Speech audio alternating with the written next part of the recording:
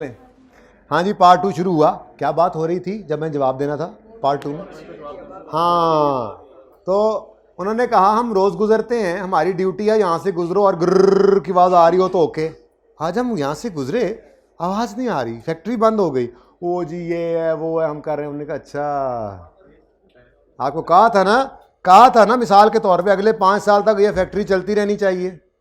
Sir वो इंशाल्लाह अगले साल से शुरू कर लेंगे, कुछ हालात ऐसे हैं। पैसे कटो वापस। और इन इन इन इन इन फुल। अभी आप लोग जो पार्शल की बात कर रहे हैं, बड़ी मुसीबत है वो। पहले फुल सीखो, फिर पार्शल भी सिखाऊंगा जी। तो कैश तो गया जी, कैश तो चला गया जेब से। कितना?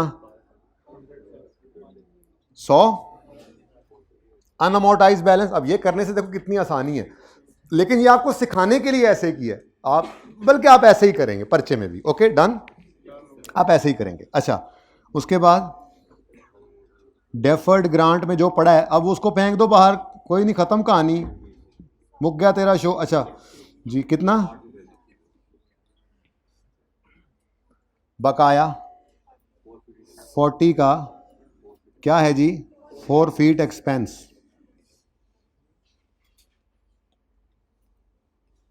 बैलेंसिंग, ठीक है जी। अब गौर फरमाएं तो आपने ये खुशियां बुक की थी 20 उन्होंने कहा खुशियां हैं तो गम भी होंगे, क्या कभी कभी पास हम भी होंगे। शेर बन गया। इंशाल्लाह इंशाल्लाह इंशाल्लाह। हाँ हुन बोलो, हुन कोई और गल बोलो। मुझे पता है तुम लोगों की दुखती राग का, दुखती है ना ये राग। ओह,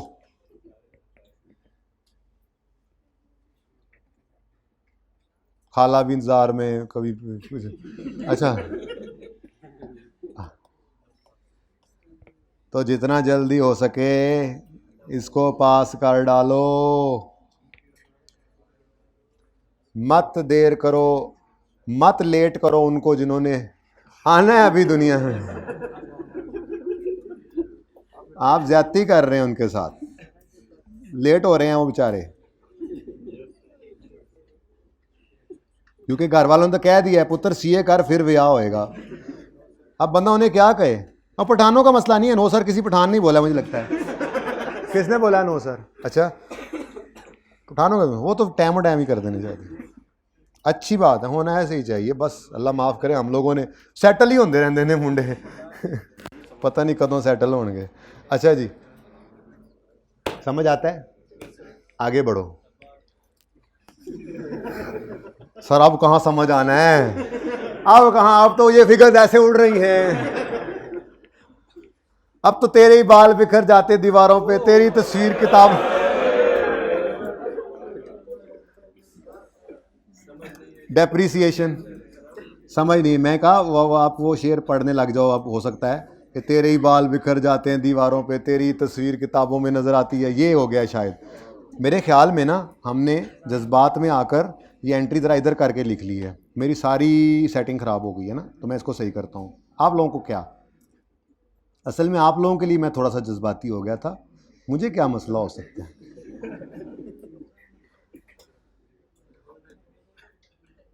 अच्छा बच्चों, बात सुनो, पढ़ाई शुरू कर दो, अभी भी मौका है। जिन्होंने कोई सुस्ती की थी ना, अभी भी पढ़ना शुरू कर दें, अभी भी अल्लाह उनको पास करेंगे, देख लीजिएगा। अभी तकरीबन 40% सिलेबस हुआ है। हाँ तो 1.5 महीना ही हुआ है ना अभी पढ़ते हुए तकरीबन। इफेक्टिवली कितने, 2 कर लो, और 2 महीने कुछ दिन रहते हैं। अच्छा रह गए एक्स्ट्रा डाल के,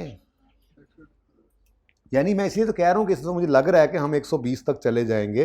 कुछ चीज़ों में मैंने स्ट्रेस ज़्यादा दिया है, आगे भी सोच रहा हूँ। ख़ास तौर पे वॉल्यूम 2 के ऊपर मैंने बहुत पिटाई करनी है, क्योंकि बच्चे वहाँ पे जाके थोड़ा ढीले पड़ते हैं। तो माफ़ी नहीं है, माफ़ी मुश्किल। 1 जनवरी 2000। अच्छा जी, अब डेप्रिसिएशन का आलम तो क्या है? डेप्रिसिएशन का आलम तो वही है। मुझे बताओ एसिड में कोई चेंज आया है? एसिड 500 का था, 500 का है, 500 का ही रह गया। हाँ हाँ हाँ, हुआ है। मैंने लास्ट टाइम उस तरह से पढ़ाया था, लेकिन बच्चों को मसला आ रहा था। चेंज इन एस्टीमेट बिल्कुल हुआ है, लेकिन क्या इस चेंज इन एस्टीमेट ने एसेट की कैरिंग अमाउंट को छेड़ा है? नहीं ना छेड़ा। बेटा देखें, चेंज इन एस्टीमेट कोई सिर्फ IAS 16 के एसेट्स के साथ नहीं जुड़ी हुई चीज़। चेंज इन एस्टीमेट कोई भी ऐसी चीज़ है जो हमने एस्टीमेट की थी और इस दफ़ा चेंज आ गया है। आप शायद ये समझते हैं कि चेंज इन एस्टीमेट का मतलब है IAS 16 के PPE की लाइफ बदल जाना या रेट बदल जाना। आज आप अंदाज़ा लगा के टैक्स निकालते हैं ना, टैक्स FAR 2 जो पढ़ रहे हैं, अगर कोई हैं एक दो ऐसे, पहले तो इकट्ठे पढ़ लेते थे बच्चे, वैसे पढ़ेंगे आगे जाके आप, या आप कैफ 2 तो पढ़ चुके हैं ना, या पढ़ रहे होंगे। आप एक अंदाजे के हिसाब से टैक्स निकालते हैं, आप अकाउंटिंग प्रॉफिट लेते हैं, एडजस्टमेंट्स करते हैं, टैक्स पे प्रॉफिट निकालते हैं और टैक्स निकाल लेते हैं। अब वो टैक्स बुक कर लिया जाता है अकाउंटिंग में 2021 में, उसकी एंट्री होती है tax expense debit, tax payable credit. 2-3 महीने बाद जब आप देने जाते हैं तो टैक्स वाले कहते हैं ये क्या 150 लेके आ गए, तुम्हारा तो 200 बनता है, या 150 ले आयो 120 बनता है, बाकी ले जाओ वापस। Now this is estimate change.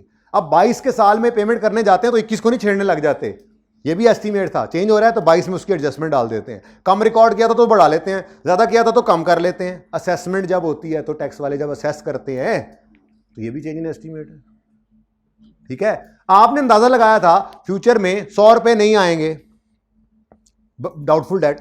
Future में जब ये 20 में अंदाजा लगाया, 100 रुपए का एक्सपेंस बुक कर लिया 21 में, 22 में गए 80 रुपए नहीं आए, 20 और ज्यादा भी आ गए तो रिवर्स कर लोगे, या 22 में गए 150 भाग गए तो 50 का और बुक कर लोगे। ये सारे ही एस्टीमेट है बेटा। तो आप गवर्नमेंट ग्रांट को अलग से सोचो ना। गवर्नमेंट ग्रांट की मद में 20 और 20 40 रिकॉर्ड की थी इनकम, इधर उस ग्रांट को रीपे कर दिया है, तो एस्टीमेट चेंज करो इस 20 यानी 40 के बारे में। पिछले सालों को मत छेड़ो, इस साल में जितना पिछले 2 साल में इनकम बुक कर गए थे इतना एक्सपेंस बुक कर लो।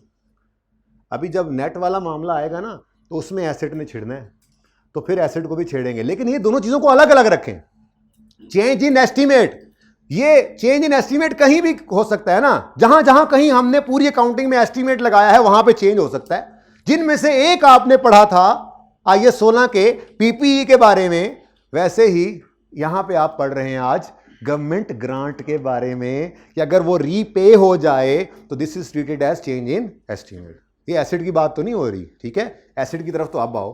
क्या एसिड 500 का लिया था? क्या ये एसिड 500 का ही है कॉस्ट? वो तो कैरिंग वैल्यू तो नहीं ना बदली इसकी, तो 500 डिवाइडेड बाय 5 ही कर दो। लास्ट टाइम मैंने ना इसको कहा था इस तरह से, बच्चे ना कंफ्यूज हुए थे अगले में जाके, तो फिर मैंने लास्ट टाइम ये इरादा किया था अगली बार वाले बच्चों को इसी तरह से चलाएंगे जैसे है एक्चुअल में बात। ठीक है जी, बोलो। ये बहुत ही बाहर निकल गया। 60 40 100, अच्छा जी 100 की डेप्रिसिएशन आ गई तो 100 और वो ना रहे मोहम्मद बख्शा जो यहाँ पे इनकम बना करते थे, वो ना रहे मोहम्मद बख्शा जो यहाँ पर इनकम बना करते थे। क्या ख्याल है? नहीं और नहीं गए ना? क्या कुछ डेफर्ड ग्रांट है जिसको इनकम में डालना चाहेंगे? तो वो ना रहे ना मोहम्मद बख्शा। कोई मसला? अच्छा, अगर कोई बच्चा ये कहे चाहे कि मैंने तो वही उसूल लगाना है जो मैं पिछली बार कह रहा हूं, बच्चों को पढ़ाया था, आंसर में तो फर्क नहीं ना हो सकता, वो क्या कहेंगे? वो कहेंगे जी इस दिन एस्टीमेट चेंज आ गया, एसेट में भी आ गया, लेट्स से तो एसेट की बुक वैल्यू क्या है? 500 -100 -100 300, 300 डिवाइड बाय रिमेनिंग लाइफ 3, तो वही 100 ही आना है। लेकिन ऐसा ना करें, ऐसा ना करें। आगे एसिड जब छिड़ेगा ना उस वक्त ये अप्लाई करवाता हूं, क्योंकि एसिड से जब नेट हो जाना है ग्रांट ने तो एसिड की कैरिंग वैल्यू बदली हुई है, तो उसमें चेंज को इस तरह से लेंगे ताकि दोनों अलग अलग रहें, कंफ्यूजन ना आए, कंफ्यूजन। ओके, ये वैसे बहुत स्लो नहीं चल रहे हैं हम लोग, समझ आ रही है? तो बस और क्या चाहिए? क्या और स्लो करें थोड़ा सा? अच्छा जी, उसके बाद दूसरे मेथड की तरफ चलते हैं जी। दूसरे मेथड को मैं अब ब्लू से कर लेता हूं, और जो ब्लू से हुआ है वो ब्लैक से कर लेंगे, रेड को रेड ही रखेंगे। ठीक है, चलें जी, शुरू करें काम। 1 जनवरी 2020 पर जी एसेट आया, same to same, PPE debit, cash credit 500 से, ठीक है जी। अच्छा उसके बाद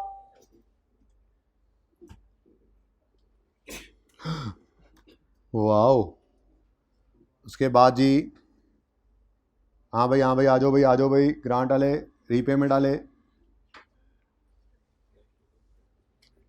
यकम जनवरी 2020 पर, अच्छा अब वो किधर गया मेरा दोस्त, छुट्टी कर गया ना आज, जिसने कहा था कि सर नेट कर लो, और मैंने उसको पहले दिन से ही कहा हुआ है नहीं हम 3 एंट्रीज ही करेंगे, चाहे दूसरे मेथड में, पहले एसेट लो, ग्रांट को रिसीव करके लायबिलिटी बनाओ, चाहे उसी दिन नेट कर दो, पर इस तरह से कर लिया करो, क्योंकि हो सकता है बीच में ईयर एंड आ जाए, ये ना हो फिर आप ग्रांट को लायबिलिटी बनाने के ही तबीयत ना रखते हो, आप कहें जी एसेट आएगा तो ग्रांट को नेट करेंगे, फिलहाल ये किताबों में नहीं हवा में है, तो इसलिए मैंने आपको कहा ये तीनों स्टेप्स रखने हैं आपने अपने पास, ठीक है।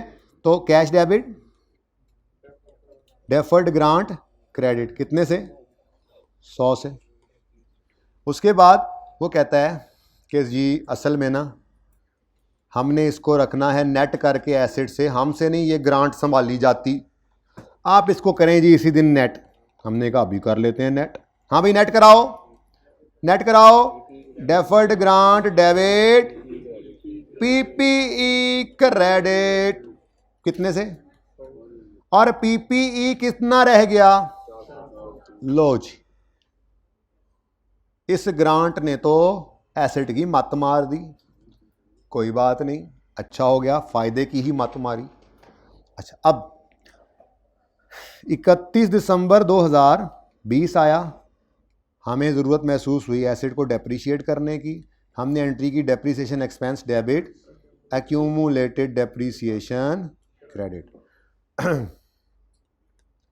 और एसेट कितने पर पड़ा है, देखो 500 माइनस 100 हो गया ना, डिवाइडेड बाय 5 जी, तो 400 बटा 5, और फर्क तो कोई नहीं पड़ता ना, ऑप्शन है यहाँ पे 100 का एक्सपेंस कितने गया, नहीं 100 का एक्सपेंस 20 की इनकम, नेट में 80 का एक्सपेंस ही था ना, तो नेट करके भी वही आना है, फर्क थोड़ी होता है।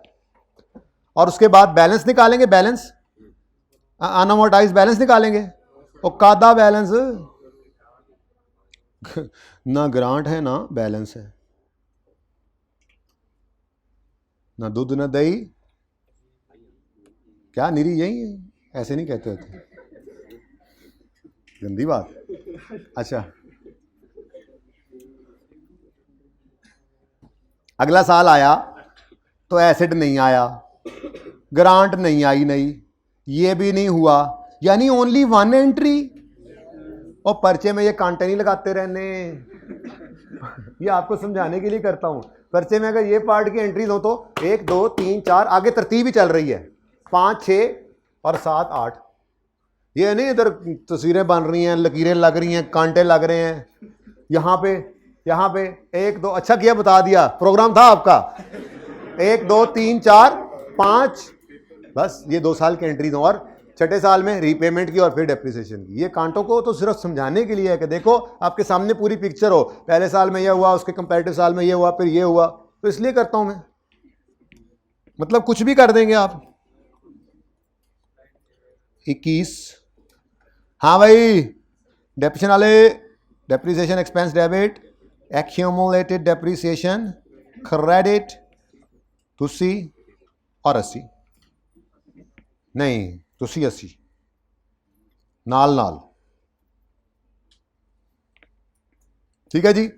और फिर वही हुआ ना जिसका डर था, नहीं ना कंडीशन मीट की, यहां बैठे हुए तो ये काम भी होता है, ये काम भी होता है, नहीं ना कंडीशन मीट हुई तो रीपेमेंट करो।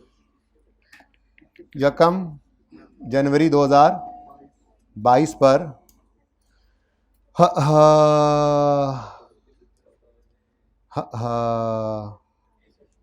100 रुपया वापस, तबाह दे,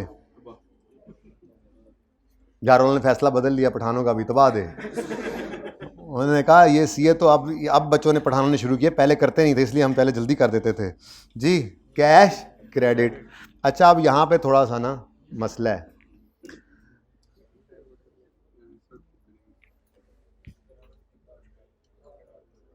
ग्रांट अलग तो पड़ी नहीं, ग्रांट अलग नहीं पड़ी,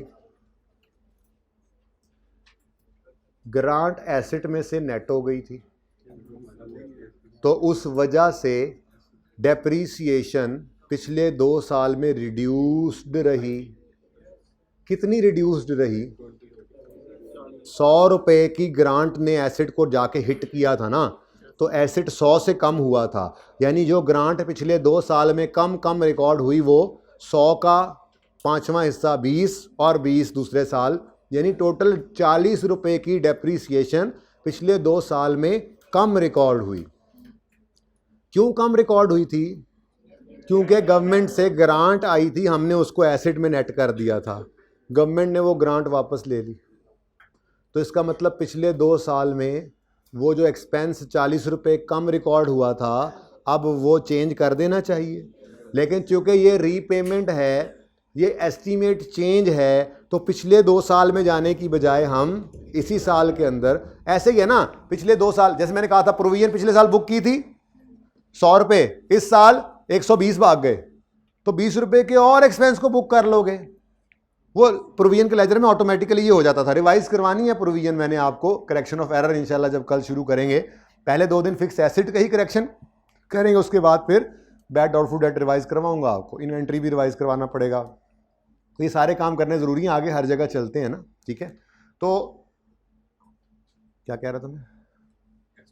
हाँ, मैं ये कह रहा था कि एक साल में अगर कोई गलती से एक्सपेंस, गलती नहीं मतलब उस वक्त तो सही था, हमें उम्मीद थी कि काम चलता रहेगा, तो उस हिसाब से अंदाजे की बुनियाद पर एक एक्सपेंस हमारा 40 रुपये कम रिकॉर्ड हुआ। इस साल पता लगा हो वो तो गलती हो गई, थोड़ी सी अंदाजे में गलती हो गई, तो अब क्या करें, इस साल वो 40 रुपये का एक्सपेंस रिकॉर्ड कर लें। यानी यहाँ पर 4 फीट एक्सपेंस नहीं रिकॉर्ड करना, क्योंकि यहाँ पर कोई ग्रांट इनकम रिकॉर्ड ही नहीं की पिछले 2 साल। हमने कंपैरेटिव होता है ना, तो हमने कौन सा कोई इनकम रिकॉर्ड, हमने तो ग्रांट का वजूद ही खत्म कर दिया था, हमने तो रिड्यूस्ड एक्सपेंस रिकॉर्ड किया था, रिड्यूस्ड डेप्रीसिएशन रिकॉर्ड की थी। तो अगर आज उसकी रीपेमेंट हो गई है ग्रांट की, और केस कौन सा है, हमने एसेट को नेट किया हुआ था, तो ऐसी सूरत के अंदर हम रिड्यूस्ड एक्सपेंस जो था उसको इस साल बढ़ा लेंगे। यानी कि यहां पर कैश क्रेडिट होगा और डेप्रीसिएशन एक्सपेंस, इधर देखो डेफर्ड ग्रांट डेबिट करें या पीपीई डेबिट करें? पीपीई डेबिट होगा ना, क्योंकि जब ग्रांट ने नेट किया था तो पीपीई को हमने क्रेडिट किया था। जब ग्रांट आई थी तो यूं समझ लो, जो बच्चे कहते थे डायरेक्ट कर लें, वो यही कहते थे ना कि पीपीई डेबिट कैश क्रेडिट की एंट्री करें, उसके बाद ये cash debit deferred grant credit, deferred grant debit PPE credit करने की बजाय आप यूं करें 100 रुपये से कैश डेबिट पीपीई क्रेडिट। यानी जब ग्रांट आई थी तो हमने पीपीई को क्रेडिट कर दिया था, 2 साल गुजरने पर उन्होंने ग्रांट वापस ले ली, कैश आया था। तो इसको छुपा के देखें ना, अगर वैसे मैंने छुपाना है नहीं, लेकिन चले 1 मिनट के लिए छुपा लें, ये तो एंट्री क्या है, PPE debit cash credit, cash debit PPE credit, यही है ना। तो ये ग्रांट आई थी तो पीपीई को कम किया था हमने, तो जब ग्रांट वापस जाएगी तो कैश क्रेडिट हो जाएगा, तो पीपीई वापस बढ़ाना है हमने, ठीक है। लेकिन कितने से बढ़ाना है, सवाल तो ये है, सवाल तो ये है कि कितने से बढ़ाना है। तो इसके लिए ना भाई आपने क्या किया करना है, हमेशा डेप्रीसिएशन को पहले कैलकुलेट कर लेना है, ठीक है।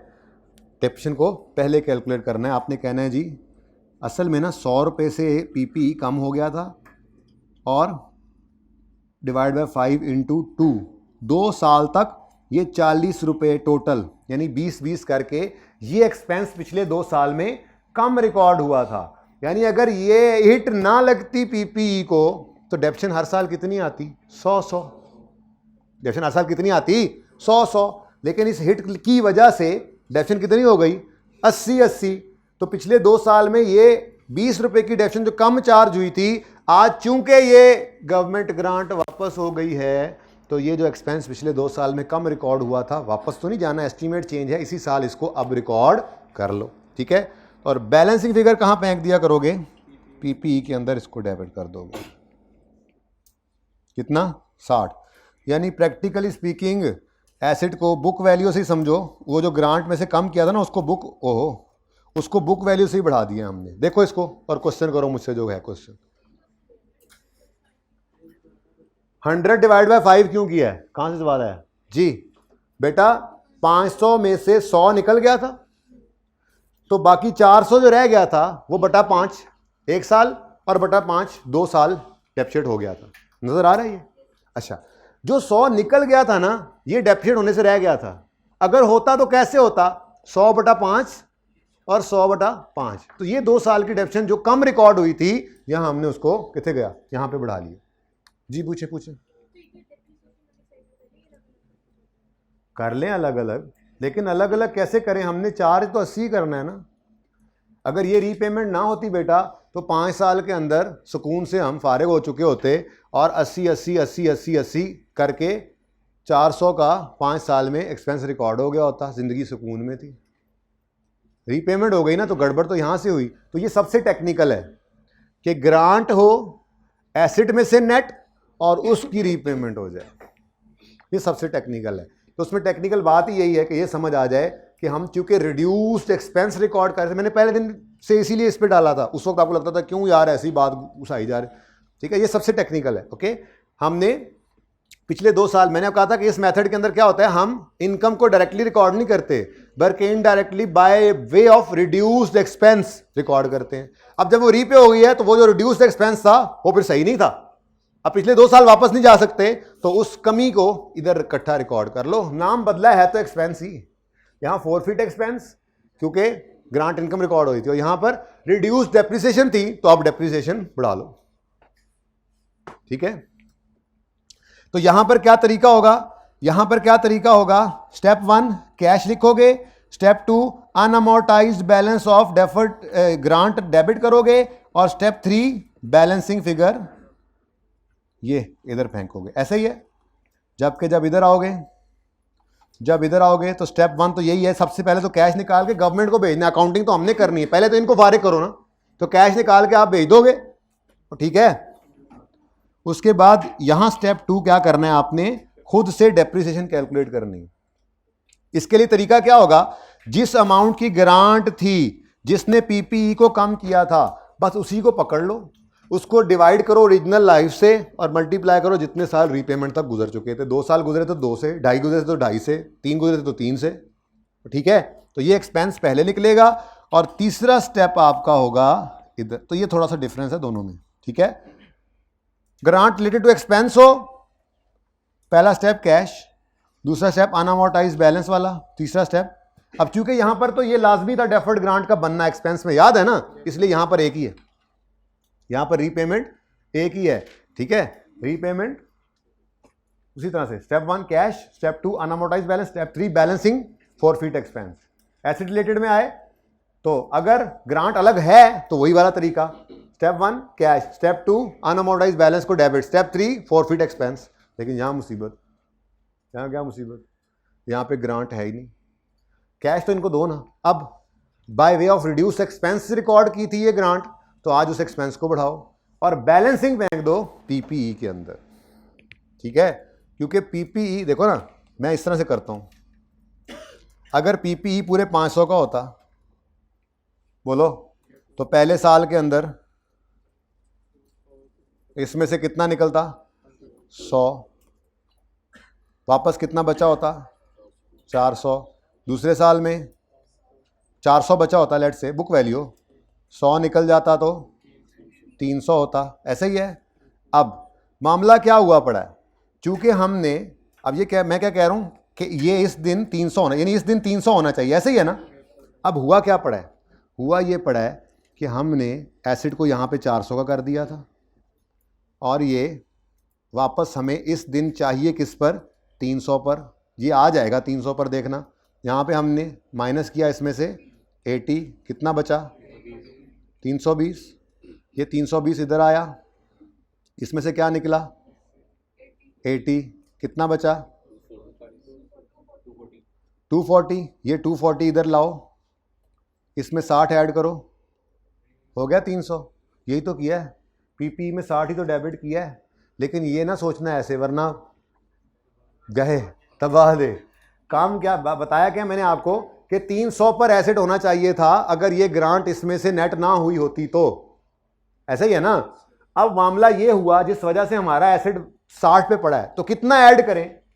60 240 पे पड़ा, सॉरी, कितना ऐड करें कि 300 पे आ जाए, 60 पे 300 पे आ जाए, ठीक है। अब यही काम हुआ इधर ऑटोमेटिकली, बस आपने इसको याद रखना जैसे सिखाया। क्या? अगर रीपेमेंट हो गवर्नमेंट ग्रांट की और ग्रांट हो रिलेटेड टू एसेट, तो क्या करोगे? कैश स्टेप 1 में क्रेडिट करोगे, स्टेप 2 में कैलकुलेट करोगे वो अमाउंट ऑफ डेप्रिसिएशन जो कम रिकॉर्ड हुई पिछले 2 3 4 साल में। उसके लिए क्या करोगे? ग्रांट की अमाउंट पकड़ोगे जिसने एसेट को कम किया था, उस अमाउंट को पकड़कर जो डेप्रिसिएशन की बेसिस यूज की थी आपने एसेट के लिए वही कर दोगे, लेकिन जितने साल गुजरे हैं वो, यानी 5 साल लाइफ थी डिवाइड बाय 5, 2 साल गुजर चुके इंटू 2, 3 गुजर चुके होते तो 3, 4 गुजर चुके होते तो 4, 4.5 गुजर चुके होते तो 4.5। एक्यूमुलेटेड डेप्रिसिएशन कह सकते हैं, लेकिन एक्यूमुलेटेड की बजाय मैं इसको कहूंगा क्यूमुलेटिव। क्या कहूंगा? Cumulative depreciation. ये कौन सी डेप्रिसिएशन है जी? Cumulative depreciation. अब cumulative short depreciation, cumulative short depreciation, ठीक है। जिस दिन से ये ग्रांट आई थी उस दिन से लेकर जिस दिन वापस हुई उस दिन तक। अच्छा जी, उसके बाद अगला काम तो कोई नहीं, उससे अगला भी कोई नहीं, लेकिन जी, लेकिन अब ईयर एंड पर एसेट बाकी है, डेप्रिसिएशन करनी है।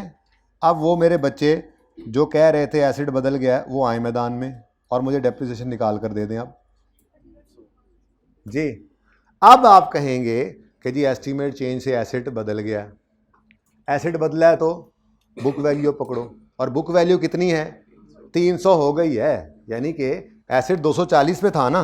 तरतीब डेप्रिसिएशन की तरतीब, एसेट कितने पे था?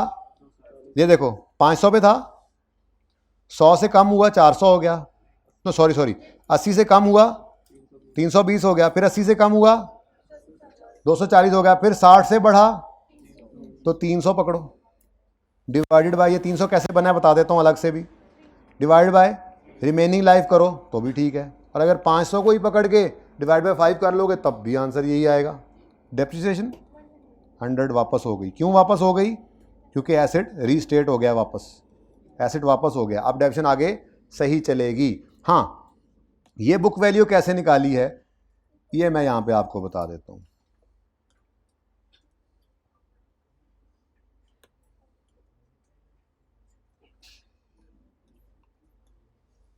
जी, तो फिर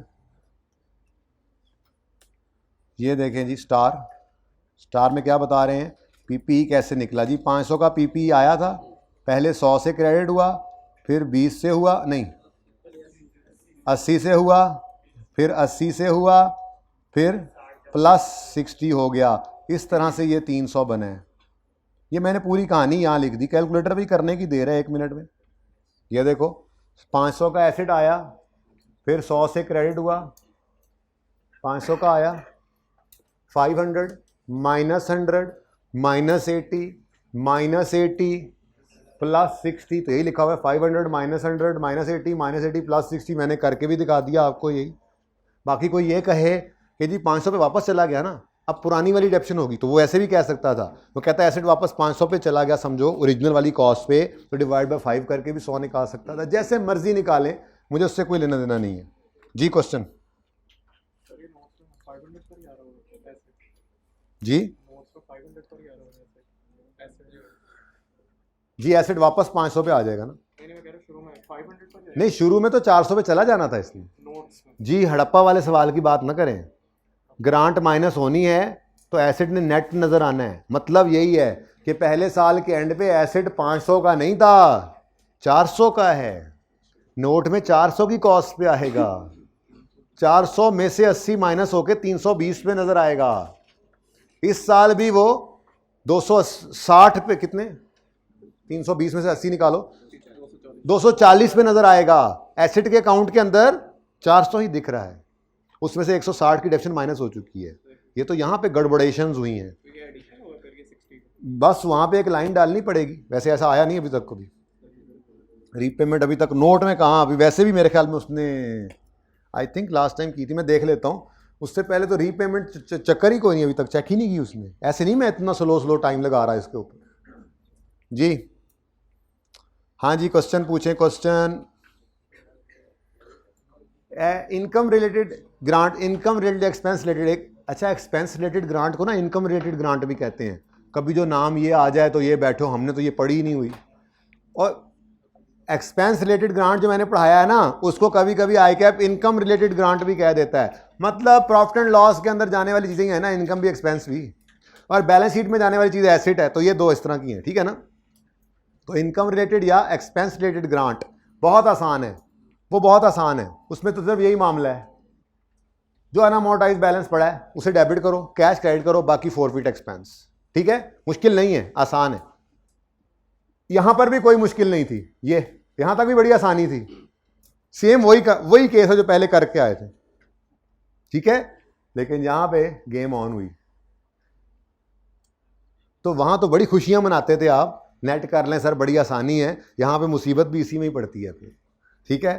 तो इसके लिए बस थोड़ा सा हमने तरतीब को चेंज किया। ओके, क्वेश्चन है तो पूछें।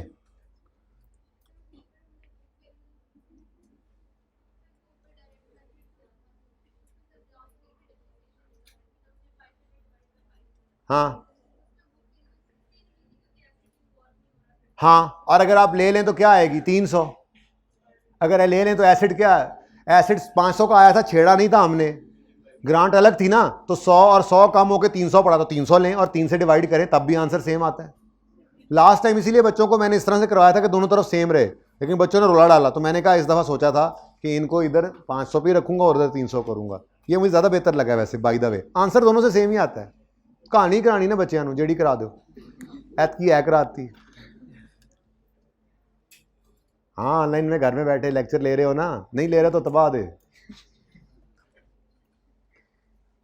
चलें आगे, छुट्टी नहीं दी मैंने, आज एक्स्ट्रा क्लास कर लें। अच्छा, होमवर्क पहले लिखें, 3-4 सवाल हैं, उसके बाद फिर मैं आगे पढ़ाता हूँ। होमवर्क इसलिए लिखवा रहा हूँ मुझे भूल ना जाए, क्योंकि मैंने जिसको कहा था मुझे याद करवाना होमवर्क लिख लो, वो क्लास में ही नहीं बैठा हुआ, वो असगर है, तो इसलिए मुझे अभी याद आ गया, फ़ौरन लिख लो। IAS 40 के अंदर प्रैक्टिस क्वेश्चंस हैं 2-3 बड़े अच्छे। हाँ, IAS 40, इसमें ये 2 सवाल हैं, क्वेश्चन नंबर 2, प्रैक्टिस क्वेश्चन 2 और प्रैक्टिस क्वेश्चन 3। 2 इसलिए, पेज नंबर बताता हूँ, साथ ले लो, 297। इधर देखो, ये क्वेश्चन 2 को मैं इसलिए इंपॉर्टेंस दे रहा हूँ, इसमें क्या लिखा हुआ है, तो आप लोग एक्सपेक्ट कर सकते हैं कि ऐसा कोई सवाल आया हुआ हो टेस्ट में, तो डिस्कस की थोड़ी प्रैक्टिस करें, इसका सोल्यूशन पढ़िएगा, पहले खुद पढ़ के अपने दिमाग के अंदर कोई सोल्यूशन बनाइएगा या लिख लीजिएगा अपने तौर पे, फिर चेक कीजिएगा आपके जवाब और इसमें कितना को फर्क है। उसके बाद क्वेश्चन नंबर 3, इस क्वेश्चन 3 के अंदर generalized the entry, journal entries करनी है, ठीक है। 4 मैंने आपको करवा दिया, तो ये आपका होमवर्क है 3, प्रैक्टिस क्वेश्चन 3 और प्रैक्टिस क्वेश्चन 2, ये तो हो गया IAS 40 से। MCQs आप कर चुके हैं ना। उसके बाद यहाँ पर पास पेपर्स में साइंटिफिक फार्मा,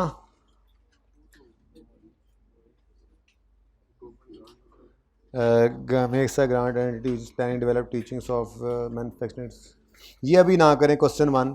ये होमवर्क है आपका इंडस फार्मा, साइंटिफिक फार्मा मेरे मुंह से निकल गया शायद, वो तो 36 में था। Indus pharma, page number 27। अच्छा, एक थोड़ी सी बात तो ज़रा बताएं, ऐसे ही ज़रा दिल में आ गई, फिर ये पास पेपर लिख लिया है ना होमवर्क, दिल में जो मेरे आई है बात, पेज नंबर यार बताता हूँ, ले लो फिर। अच्छा, वैसे इनके अंदर लगता है आपको कोई गैरत होगी थोड़ी बहुत, ये जो ऐसे करते हैं हरकतें। मेरा सवाल, यहाँ पर हमने एसेट को कम कर लिया था, बुक वैल्यू इसकी कम हो गई ना, बोलो 400 माइनस 80 320 पे आ गया। अगर हम नेटिंग वाले सीन पे ना चल रहे होते तो एसेट 500 माइनस 100 400 पे होता, लेकिन ये जो नेट किया इस वजह से एसेट पहले कम होकर 400 हो गया, और फिर बुक वैल्यू इसकी कितनी आ रही है 320, और यहाँ पे कितनी हो गई थी 240। यहाँ पे आके रीपेमेंट हुई, रीपेमेंट होने से एसेट बढ़ा। लेट्स से बुक वैल्यू पहले जो थी 240 थी ना, ठीक है, और लेट्स से रिकवरेबल अमाउंट जो कि होती है higher of number 1 fair value less, let's say fair value less cost to sell जो है वो 300 थी और वैल्यू इन यूज 200,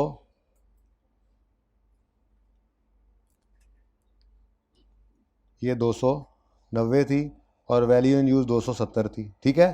तो हायर क्या है, तो ये हमारा 290 पे था और हमने कहा था इम्पेयरमेंट लॉस कोई नहीं है। क्यों? क्योंकि बुक वैल्यू कम है, रिकवरेबल अमाउंट ज़्यादा है, ठीक है। अच्छा, अब हमने अपनी अकाउंटिंग पॉलिसी क्या रखी हुई है कि हम गवर्नमेंट ग्रांट को एसेट में से नेट करते हैं। अब 2 साल गुजर चुके थे, तीसरे साल में गवर्नमेंट ग्रांट रीपे हो गई। जो रीपे हुई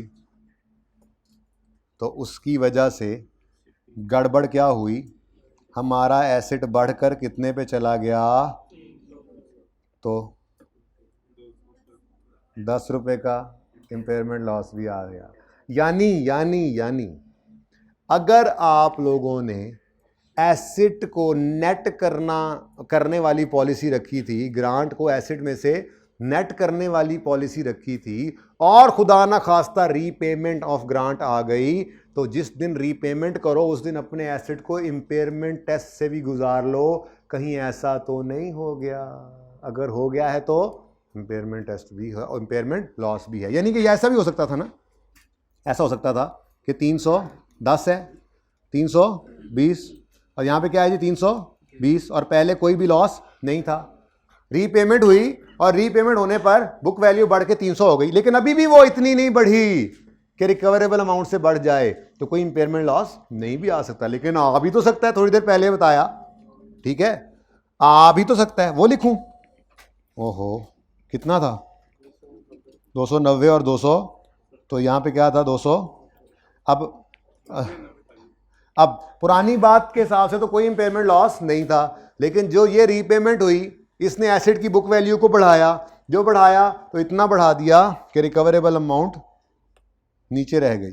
तो 10 रुपये का क्या आ गया, ये मैंने वैसे ही बताया असल में ना, और इस वजह से बता दिया। एक तो ये बहरहाल एक इंपॉर्टेंट कॉन्सेप्ट है ही, किसी एमसीक्यू में आ जाए, लेकिन इंडस फार्मा वाले सवाल में एक लाइन लिखी हुई थी जिसके अंदर आपको ये यूज़ भी करना था। मतलब यूज़ इस तरह से करना था कि ऐसी बात लिखी हुई तो आपको पता ही ना लगे ये क्या बात कर रहा है, ये बात कर रहा है। यानी कि अभी सवाल इंडस फार्मा जो है उसके अंदर गवर्नमेंट ग्रांट की रीपेमेंट भी है और IAS 36 भी है। पढ़ें ज़रा जाके होमवर्क वाला सवाल, जल्दी कर लेना, इसमें क्या करना है बेटा। बेटा ये रीपेमेंट, ये ग्रांट जब आई थी तो एसेट में से नेट किया था, जब रीपेमेंट हुई है तो एसेट बढ़ा है, तो एसेट को ही इम्पेयरमेंट टेस्ट से गुजारते हैं ना। तो ये एसेट की बुक वैल्यू, यही तो कह रहा हूँ, इस एसेट की बुक वैल्यू 240 थी, ये गड़बड़ेशन हुई तो 300 हो गई। जब 300 हो गई तो इतनी ज़्यादा बढ़ गई है कि ओके यार, मैं सोच रहा हूँ आज जोहर के बाद, वैसे मैंने जूम मीटिंग्स रखी हुई हैं लेकिन उनको मैं डिले कर सकता हूँ, जोहर के बाद मिल लें, थोड़ा सा पढ़ लें। मुझे थोड़ा सा ना अब फील हो रहा है कि आप लोग आए तो हुए ही हैं। नमाज की ब्रेक करते हैं, उसके बाद ना 1:45 से क्लास शुरू करते हैं, फिर किसी दिन नहीं। क्या पढ़ाना है? यही पढ़ाना है, यही रीपेमेंट वगैरह ख़त्म करें, थोड़ी सी और प्रैक्टिस करें इसकी। वो कोई बात नहीं है, बयान के बाद कर लेंगे।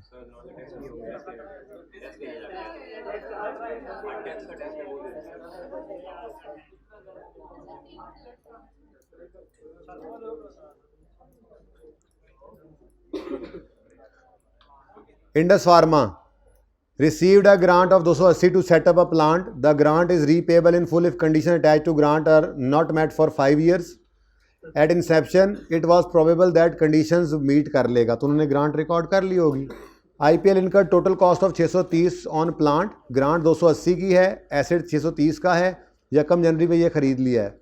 यूजफुल लाइफ ऑफ प्लांट 7 साल है। IPL deducted grant in arriving at carrying amount in January 19, यानी 14 में ये काम हुआ था, 15 में, 15 गुजरा, 16 गुजरा, 17 गुजरा, 18 गुजरा और 19 में आके IPL showed its inability to comply with conditions and regulatory authorities issued a notice for repayment in full.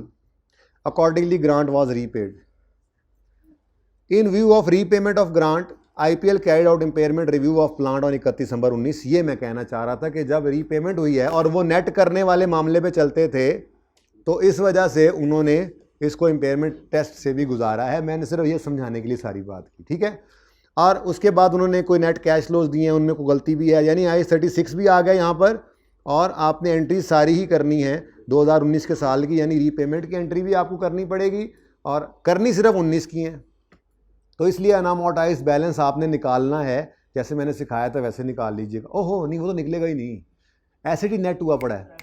तो फिर आपने वो डेप्रिसिएशन निकालनी है, वो जो 280 रुपये पर डेप्रिसिएशन नहीं चार्ज हुई होगी तो वो चार्ज कर लेंगे और बैलेंसिंग आप एसेट में डालेंगे, ठीक है ना।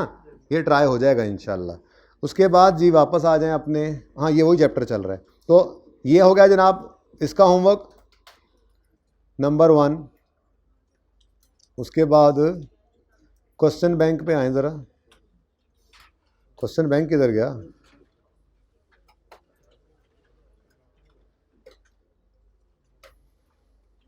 ऑन यकम January 2020 Deep Sea Limited installed a non current asset with a cost of 500 received a grant. ये तो वही नहीं आ गया ग्रांट, हाँ वही नहीं है।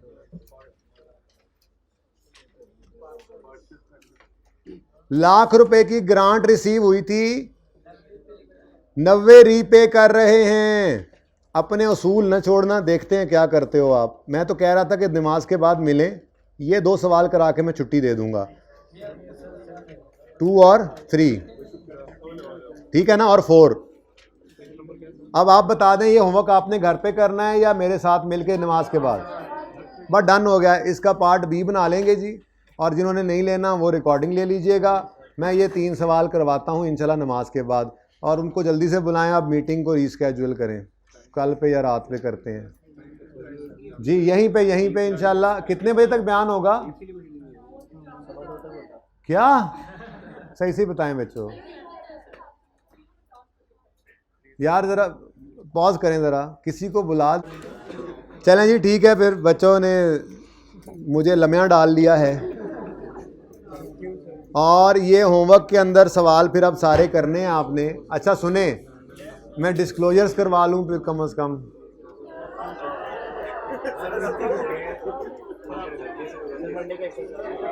मंडे को अभी से सुन लें, कोई कमिटमेंट किसी की हो फिर मैं जिम्मेदार, इदारा जिम्मेदार ना होगा, इंतजामिया जिम्मेदार। टेस्ट है चाहे जो मर्जी है, मंडे को मुझे नहीं पता, मंडे को हमारी क्लास होगी इंशाअल्लाह।